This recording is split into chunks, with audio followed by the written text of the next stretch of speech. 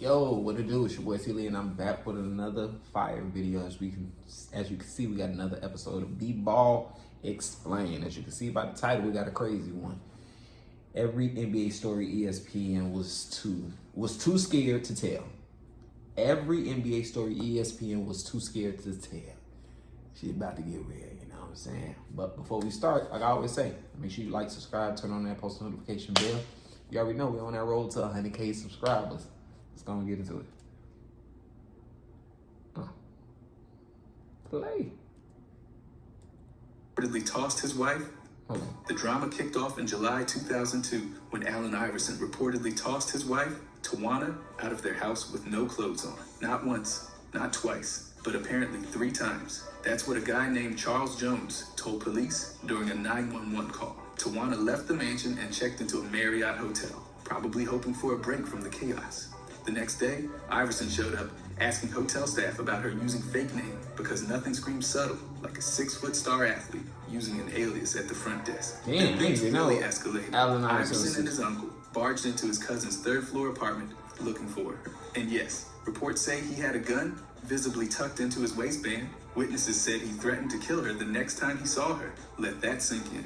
At dawn, police found him circling the Marriott's parking lot like he was in a real-life episode of a crime show. He got slapped with 14 charges. 4 were felonies, the rest misdemeanors. But by the end of July, 9 charges got tossed out. Only 2 misdemeanors stuck for a minute, and even those got dropped later. Just a messy situation with a media spotlight and a whole lot of unanswered questions. Jeremy?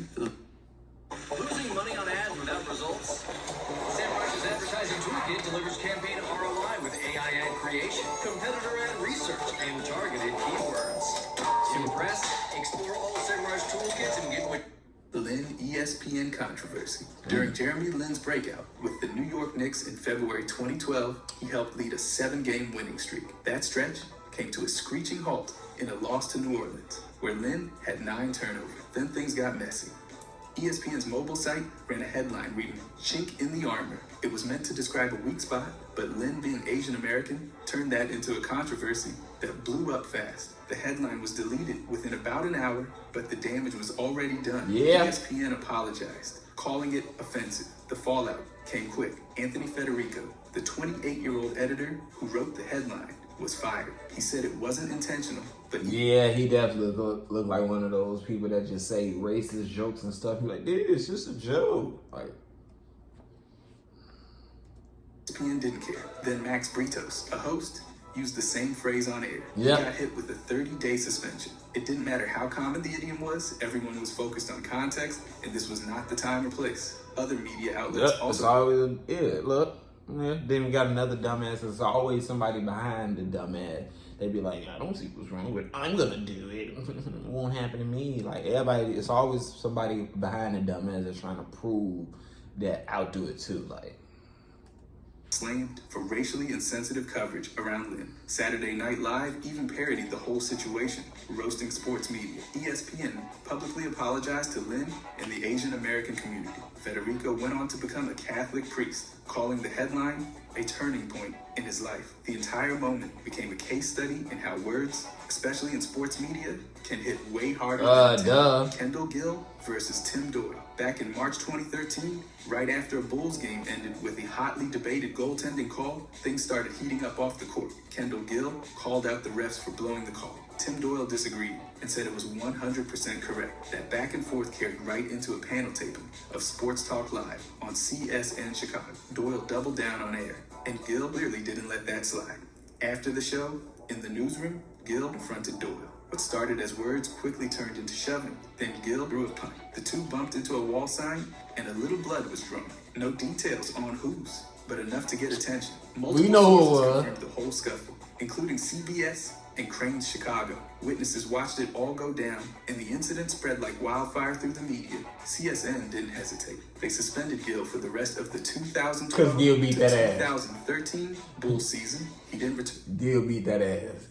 Ain't nobody that got their ass whooped ever got suspended. I went like, that'd be crazy. You get your ass whooped, you ain't get suspended. God damn. the next season either, and by September, he confirmed he was out. Tim Doyle, he kept his job with the Big Ten Network and faced no reported consequences. Because he's the one that got his ass returned to CSN, but the altercation left a mark on his broadcasting reputation. No police reports, no lawsuits, just a brawl in the workplace that played out in the media spotlight like a side up. Man, left a mark on his broadcasting. Man, I'd be hating hearing that dumbass shit. Left a mark on his music. It's always left a mark on the black man, but it's never left a mark on that white artist, that white broadcasting guy, like that white lawyer or something. It's always left a mark on his career, and it's like, come on, shut the hell up. No one expected.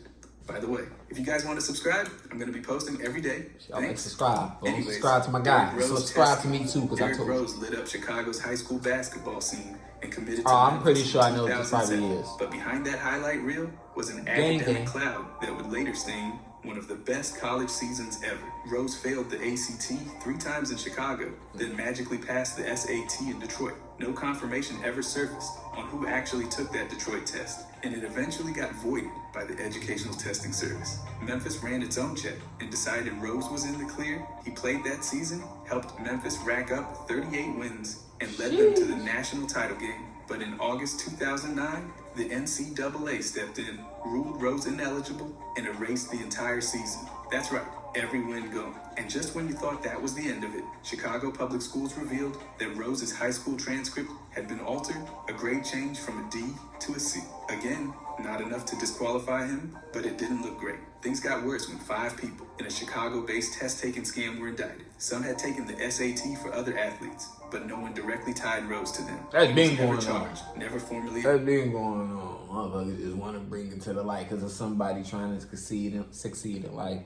You know what I'm saying? People are going to do that. It's crazy that as soon as that first hiccup came, hella other doors open. Oh, he did this and he did this. NCAA sanctions. The school and Rose settled with fans in a $100,000 agreement. No guilt admitted. So while the wins disappeared, Rose's career didn't. He still went #1 in the draft and never looked back. Kevin Johnson allegations. In the summer of 1995, a teenage girl accused then Phoenix Suns player Kevin Johnson of making sexual advances at his guest house. Police interviewed her in a video that surfaced years later, where they called her credible. Johnson responded with a half apology, saying he didn't fully agree with her version. Prosecutors passed on charges, citing low odds of conviction. A draft settlement offering $230,000 was reportedly created for the girl's family. In 2007, Johnson faced more heat, this time as head of a charter school he founded. Multiple students accused him of inappropriate touching. Police investigated,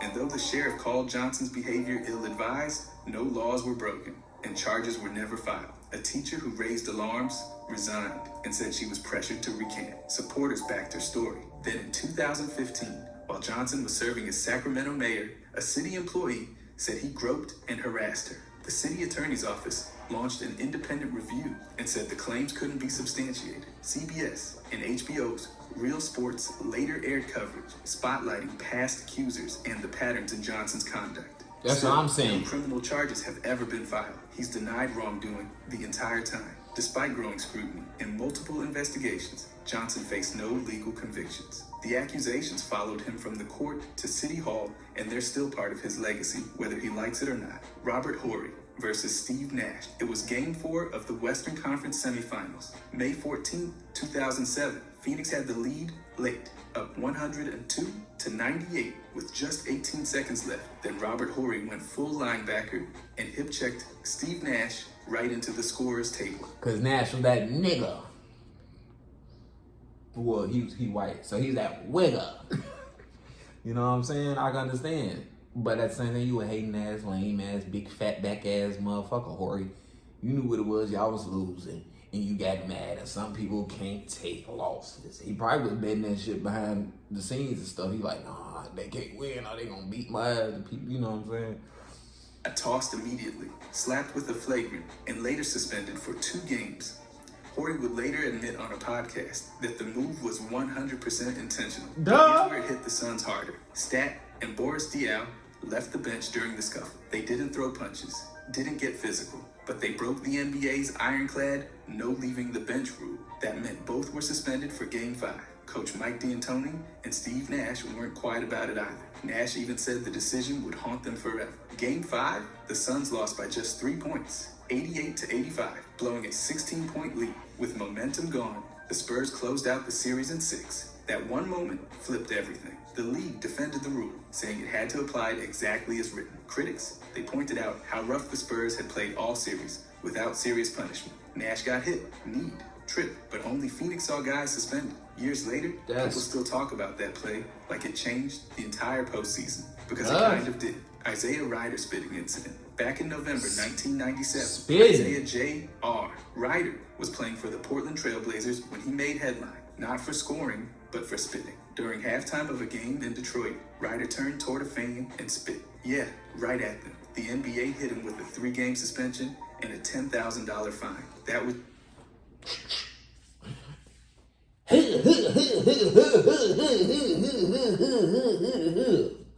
Empty the clip. Give me another one. Boy, Swiss cheese his ass. Goof ass, boy. Spit on me. But it wasn't the first time Ryder That means you ready to die. Go God back to forgive me, but 1994, bro, when Ryder was with the Minnesota Timberwolves. During an autograph dispute at a sports bar, he kicked a female manager. He was convicted of 5th-degree assault for that one. There's no debate about it. It's on the record, and it's not a great look.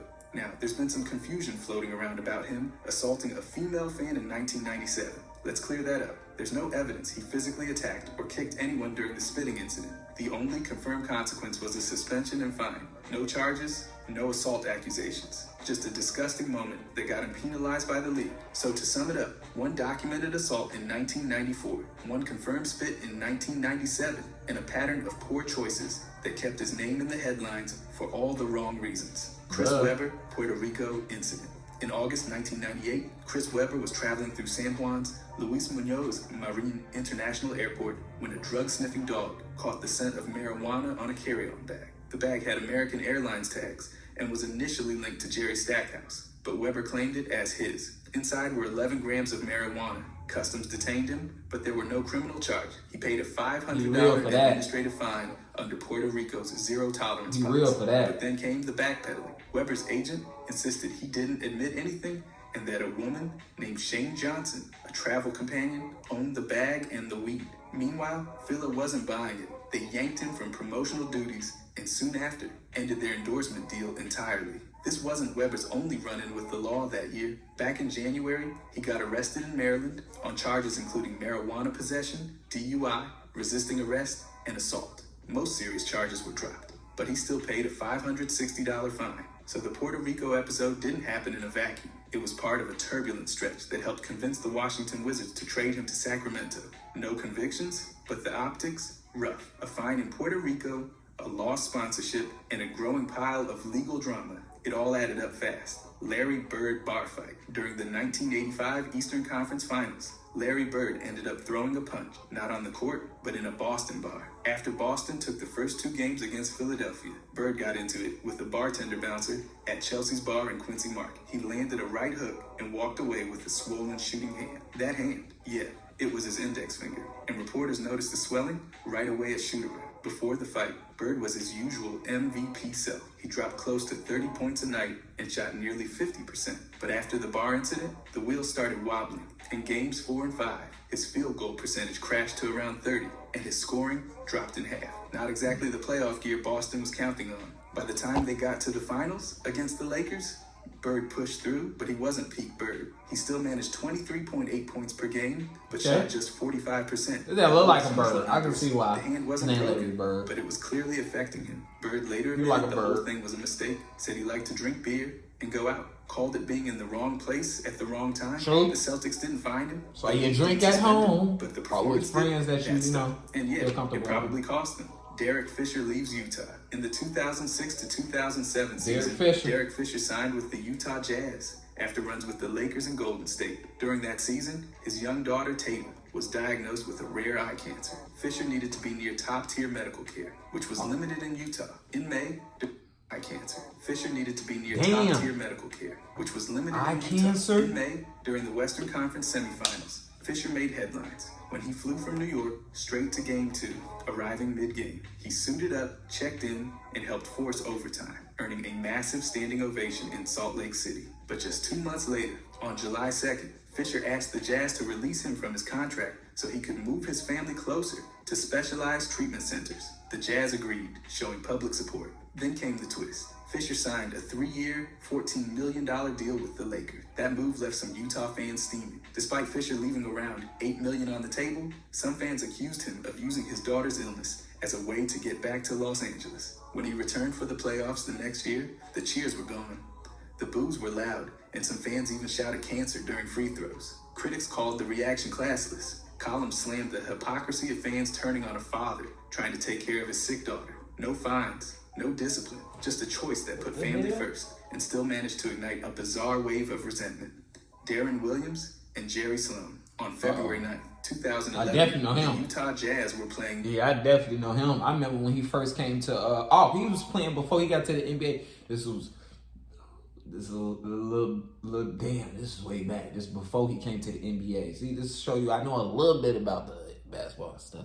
He played for North Carolina. I remember when he first got sent off. When he first when his last game and stuff. He's North Carolina. I remember a few of these motherfuckers when they was in college playing basketball.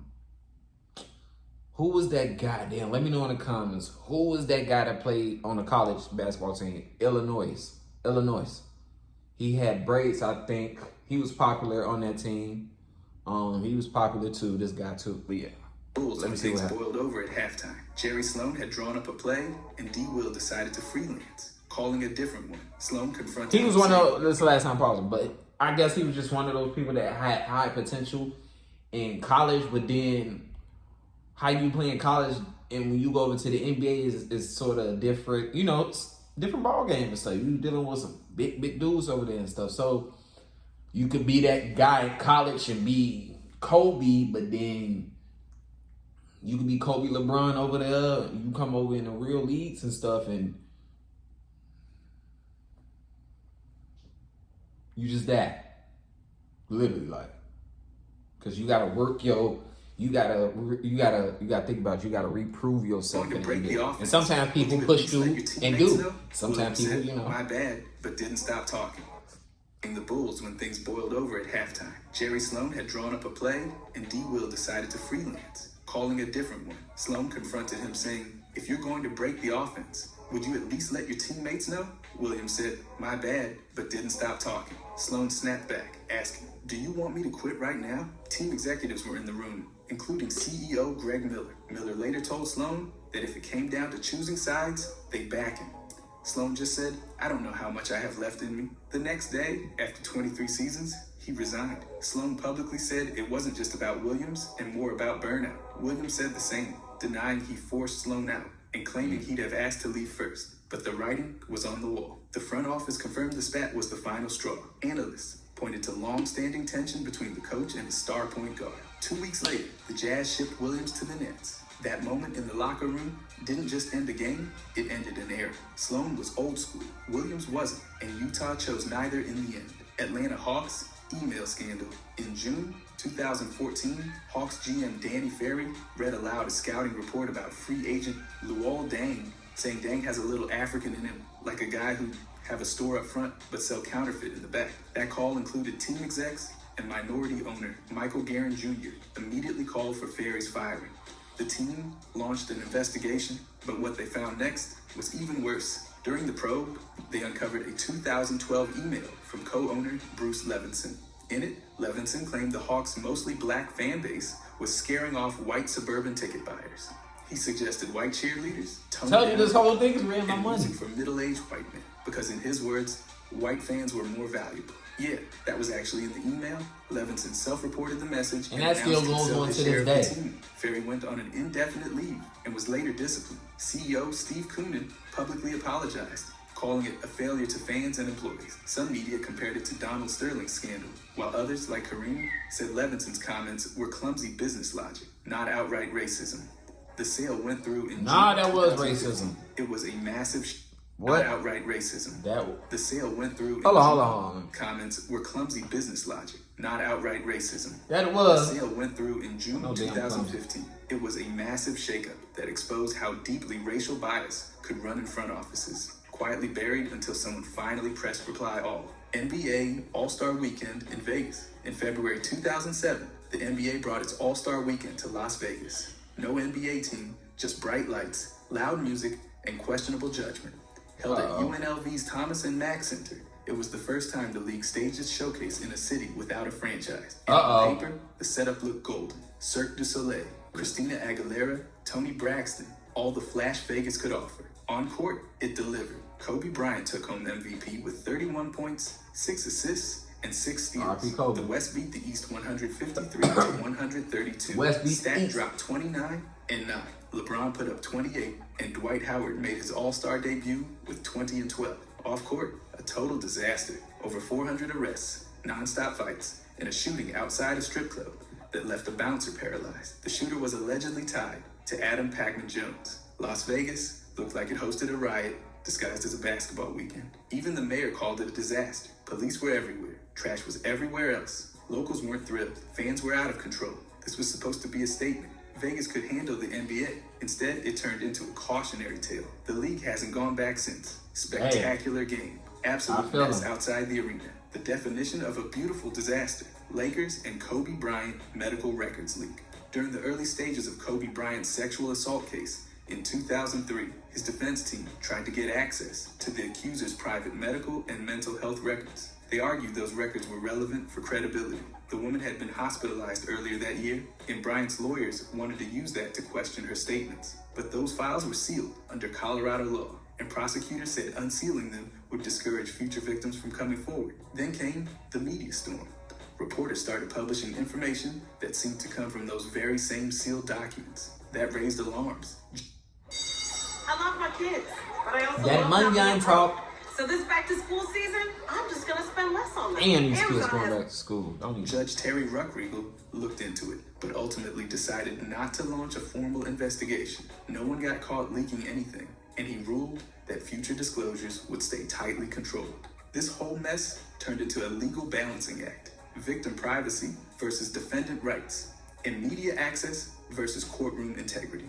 It spotlighted how difficult it is to protect sensitive medical details in a case under the full glare of celebrity attention. By 2004, the criminal charges were dropped when the accuser declined to testify. The following year, Bryant and the accuser reached a confidential civil settlement. No confirmed leaks, no charges, but it left behind a legacy of how fragile courtroom privacy can get when the defendant is one of the biggest names in sports. Kareem Olympic boycott. In 1968, Kareem, then still Lou Alcindor, decided not to try out for the U.S. Olympic basketball team. The country was in chaos. Riots in Newark and Detroit. Martin Luther King Jr. had just been assassinated, and Kareem didn't feel like representing a flag that wasn't representing him. He said going to Mexico would have made it seem like he cared more about career than justice. He aligned with the Olympic Project for Human Rights, a movement calling for structural change in sports, demanding more black coaches, banning apartheid-era South Africa, and restoring Muhammad Ali's title.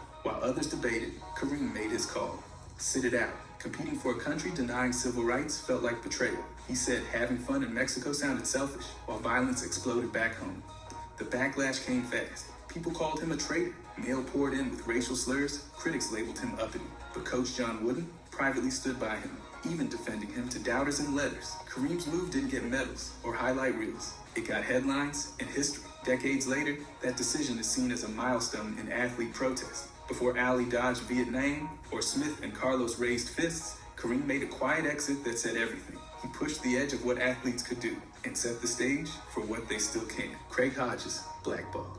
In 1991, after the Bulls won their first championship, Craig Hodges walked into the White House in a dashiki and Muslim kufi. He wasn't there just to smile for cameras. He handed over an 8-page letter to President George H.W. Bush, demanding action on racism, poverty, and police violence in black communities. The letter didn't pull punches, and neither did Hodges. He criticized Michael Jordan for staying silent on social issues. He even tried to rally a boycott of the NBA Finals after the Rodney King beating. So when the Bulls cut him in July 1992, it raised eyebrows. Hodges was a three-point contest legend and still shooting efficiently, but not a single NBA team called, not one. He later said he was blackballed, invisible, not for his game, but for his voice. In 1996, he sued the league and all 29 teams for $40 million, saying his political advocacy got him kicked out of the NBA. David Stern called the claim ridiculous. Teams said it was just declining skills and age, but Hodges never bought it. In interviews in his memoir, Long Shot, he stuck to his belief. His exit wasn't about basketball. It was about a league that wasn't ready for protest. His jumper was still clean. His conscience just made people uncomfortable. Latrell Sprewell boat injury. In late September 2002, what the hell? Sprewell hosted a party on his yacht in Milwaukee. In They turned Milwaukee? south fast when an uninvited woman threw up near the bar. Sprewell asked her to leave. Her boyfriend didn't like that, and during the confrontation, Sprewell threw a punch. Problem, he missed. Instead of landing the hit, he smacked the wall and shattered a bone below his right pinky. That's his shooting hand. He needed surgery and was out at least 6 weeks. The Knicks weren't thrilled. Not only did he injure himself off court, but he didn't report it right away. The team fined him $250,000, the largest fine they'd ever handed out at the time. He was barred from team activities while he recovered. Sprewell's camp tried to change the story. His agent claimed the injury happened while adjusting the boat's navigation after hitting a wave. Sprewell himself denied there was any fight, said he just slipped. He later sued the New York Post for defamation over how they covered it, asking for $40 million. No league suspension, but the Knicks weren't having it. The whole situation made him look reckless, and he missed the start of the season because of a fist that landed on fiberglass instead of flesh. Knicks versus Raptors lawsuit. In August 2023, the Knicks filed a lawsuit accusing the Raptors of straight-up espionage. They claimed a former employee, Ikechukwu Azotun, acted as a mole, sending over 3,000 files full of proprietary scouting reports, playbooks, and internal strategies to Toronto right after they hired him. According to the Knicks, this wasn't casual info. I believe it. I believe Toronto will move like that. I believe it 100%. Toronto move like that, bro. Look at Drake. Drake move like that. Drake will send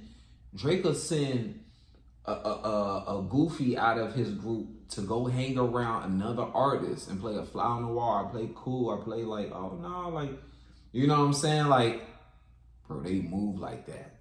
Like, bro, you gotta know the code. Like, it's a reason why you don't see everybody in one picture that really be in the group. Like, motherfuckers that really hang around. Cause they're the ones that he be sending, hey, go try to dig up some dirt, try to get some tea on Kendrick. Hey, you on my mans? Yo, go over there and try to see what pussy.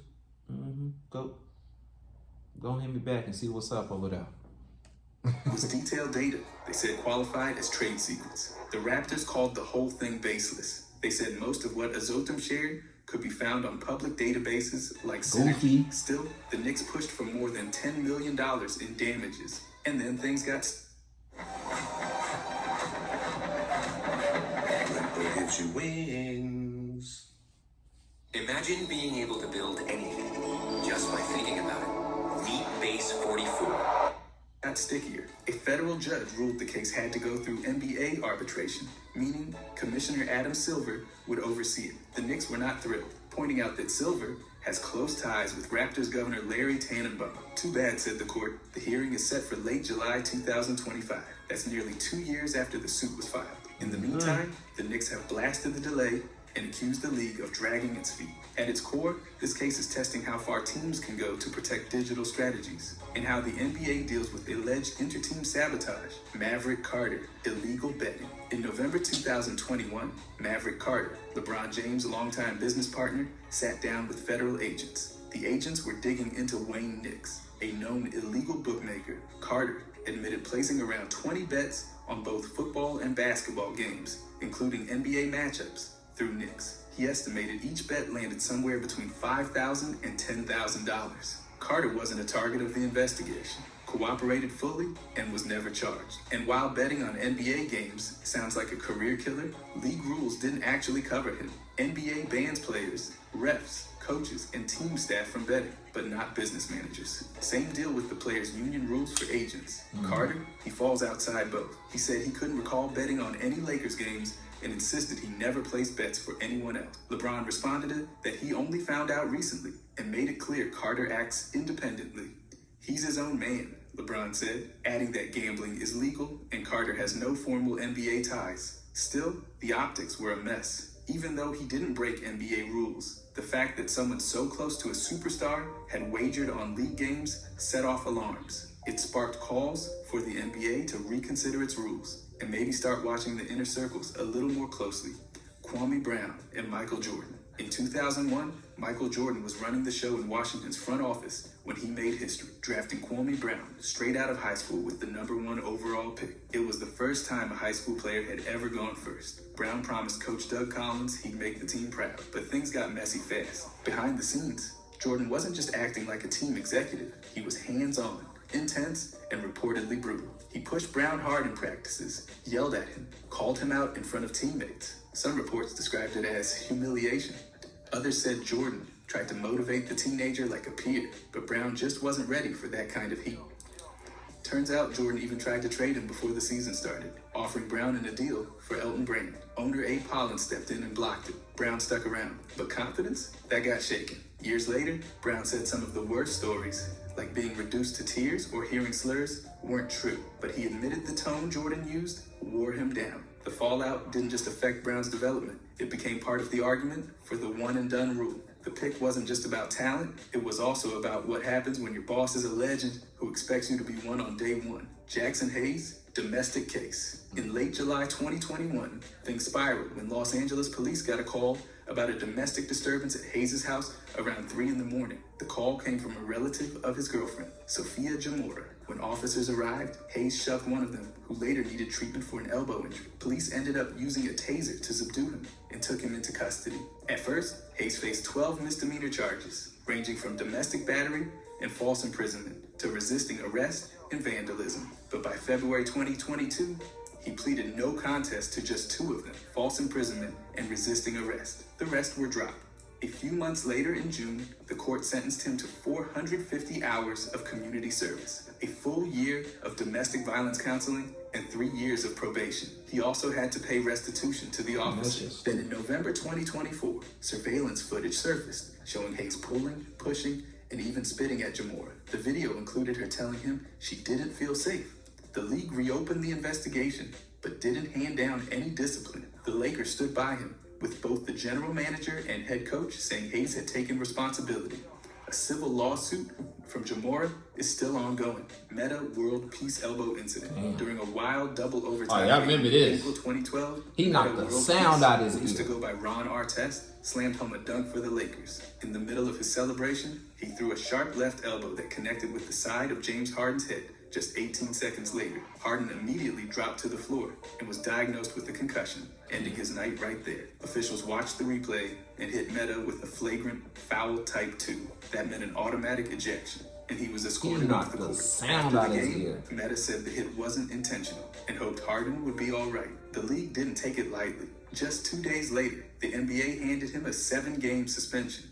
That carried through the rest of the regular season and spilled into the playoffs. Harden's health became a major talking point, as did Meta's emotional outburst. Kevin Durant didn't hold back, saying the elbow didn't feel like a basketball play. The media jumped in too, digging into whether Meta had let his old Ron Artest persona take over. The whole thing reignited questions about violent plays, emotional control, and how quickly the mood can shift in high-stakes games. That elbow wasn't just part of a celebration, it became the story. No, he did that on purpose. The Pavetta game, manipulation claims, accusations about veteran ref Dick Pavetta manipulating NBA games mostly traced back to one guy, Tim Donaghy. Donaghy, who got caught betting on games himself, claimed Pavetta was used by the league to influence outcomes. He said during the 2002 Western Conference Finals, Pavetta was told to call Game 6 in favor of the Lakers to push a Game 7.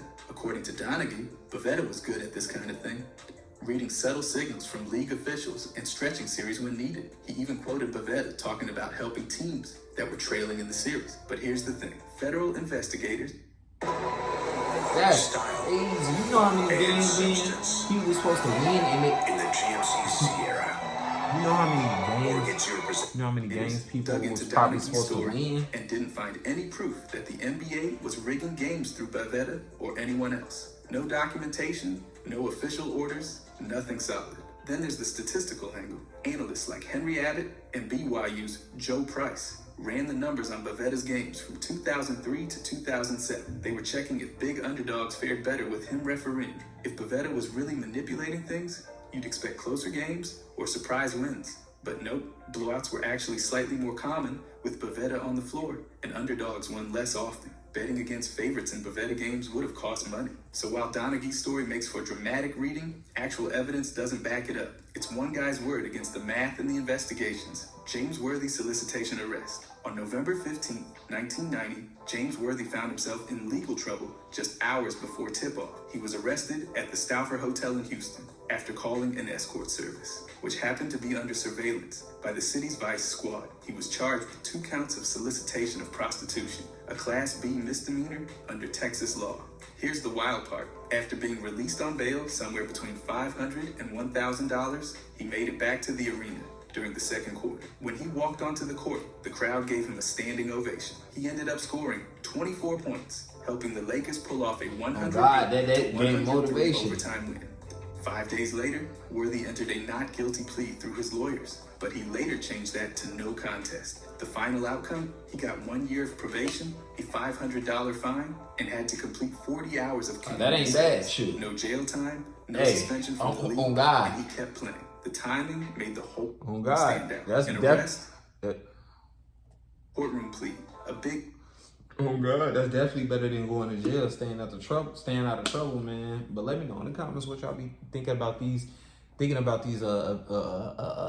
crazy events and stuff. I think somewhat the NBA is a scam. So, you know what I'm saying? I'm gonna leave that right there.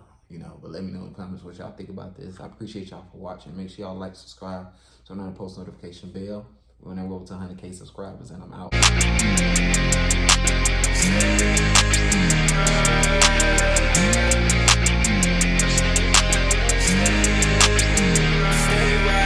What you gonna do now?